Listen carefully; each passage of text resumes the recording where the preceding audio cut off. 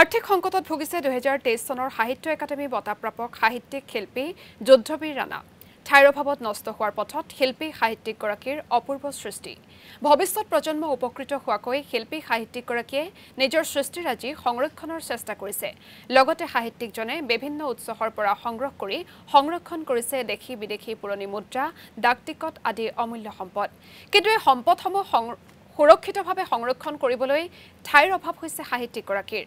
সাহিত্যিকগৰাকীয়ে গাঁঠিৰ ধন ভাঙি এই বাঁহৰ কোঠাটোতেই সংৰক্ষণ কৰিছে সৃষ্টিৰাজি, যাৰ ফলত বহু সৃষ্টি নষ্ট হোৱাৰো উপক্ৰম হৈছে। সেয়েহে সাহিত্যিকগৰাকীক এটা সংগ্ৰহালয় নিৰ্মাণ কৰি দিবলৈ চৰকাৰক দাবী জনাইছে গোৰ্খা ছাত্ৰ সন্থাই।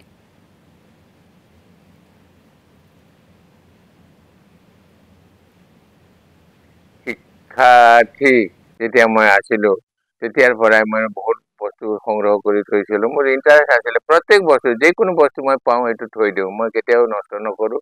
যেনেকা পোষ্টেল ষ্টাম্পছ হওক, কইনছ এণ্ড নোটছ যিবোৰ আছে, তাৰপিছত বিভিন্ন আৰ্টিষ্টৰ আৰ্ট, আমাৰ গোটেই ভাৰতবৰ্ষৰ কোন কোন মানে আৰ্টিষ্ট হৈছে, কেনেকৈ আৰ্টিষ্ট আছিল সেইবোৰৰ চিত্ৰ মই থৈ দিছোঁ, পেইণ্টিং থৈ দিছোঁ। তাৰপিছত বডি বিল্ডাৰ ইত্যাদি চব সংগ্ৰহ কৰি থৈ দিছোঁ, যাতে মই নাথাকিলেও মোৰ পিছৰকেইটা চাব পাৰিব, সেইবুলি মই